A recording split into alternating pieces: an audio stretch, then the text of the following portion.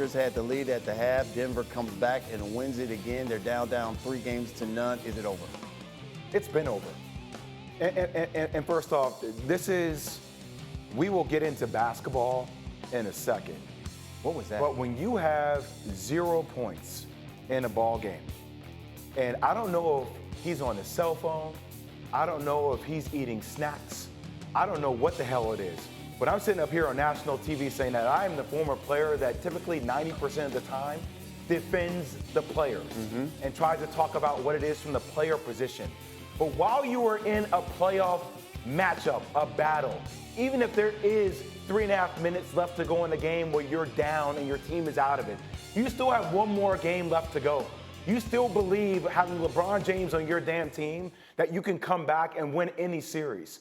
For D'Angelo Russell to check out of a game that way and not even be involved in a team huddle gives me major concern. In 2 out of the 3 games, he has been a detriment to the Los Angeles Lakers.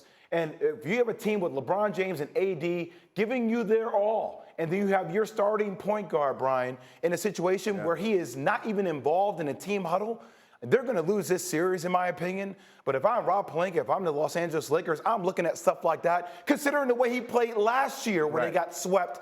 And literally, they had to pull him off the floor. You would think that for a guy that talks this way, that he would back it up with his defensive play.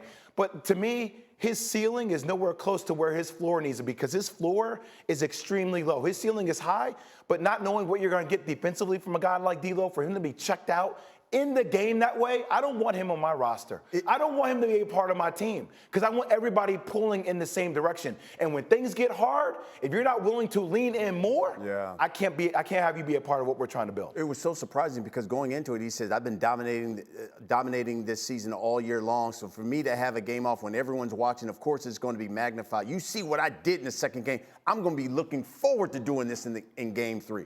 He talked big talk going into this game. It doesn't matter what you say. To me, that's a sign of somebody that is checked out of what we're trying to accomplish. You know, Coach K used to always talk about this, and it was a line that really stood out in my life. When you start thinking about you, you're being selfish, because you're not thinking about we. You're not thinking about us. And at this moment, while D'Lo's on his phone or eating snacks, he's only thinking about D'Lo.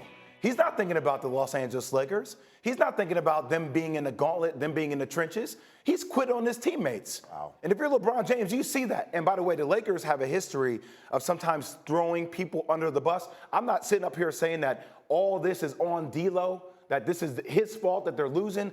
But damn, optics is everything. And perception is reality. And when you're in your last TV timeout, under 4, and you're not even engaged in what the team is trying to do, he's not even engaged. He's eating snacks. It looks like he's scrolling with his right hand on his phone. What the hell is going on? What are we doing? Where are we at? How can you contextualize the sheer dominance that Denver has had over the Lakers? This is a little bit of the problem, Brian, which is hard because, look, we should be talking about the dominance of the Denver Nuggets.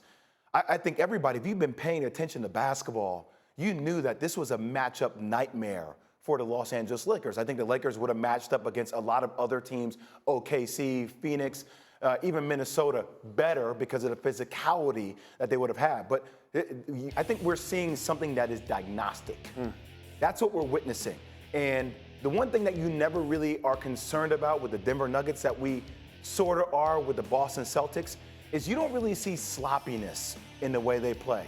You know that their standard, the way they execute, they're going to give you that kind of effort each and every single game. But to me, that's not the biggest topic we're talking about right now.